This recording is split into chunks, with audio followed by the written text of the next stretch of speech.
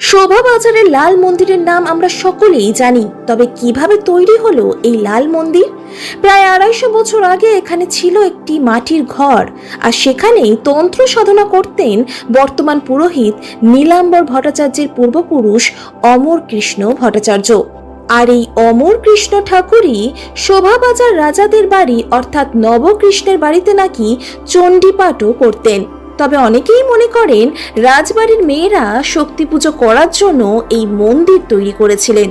দেববাড়ির আরাধ্য পুজো ছিল কৃষ্ণ, তাই শাক্ত পুজোর জন্য মন্দির তৈরি হলো বাড়ির বাইরে।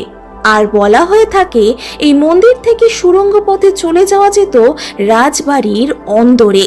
আবার এই মন্দিরের সঙ্গে জড়িয়ে আছে রঘু ডাকাতের কাহিনীও। সেই দুর্ধর্ষ ডাকাত নাকি এক সময় রাজবাড়ির সমস্ত সম্পত্তির সঙ্গে যোগমায়ার মূর্তিটিও লুট করে নিয়ে যান, তারপর একটি পুকুরে ফেলে দেন। রাজা নবকৃষ্ণদেব স্বপ্নাদেশ পেয়ে আবার প্রতিমা তুলে এনে প্রতিষ্ঠা করেন। তবে অনেক চেষ্টা করা হলেও এই মন্দির ভাঙা যায়নি। শোনা যায় অনেক মজুর নাকি মন্দির ভাঙতে গিয়ে মুখে রক্ত উঠে মারা যায়। আপনি কি আগে জানতেন এই লাল মন্দিরের ইতিহাস?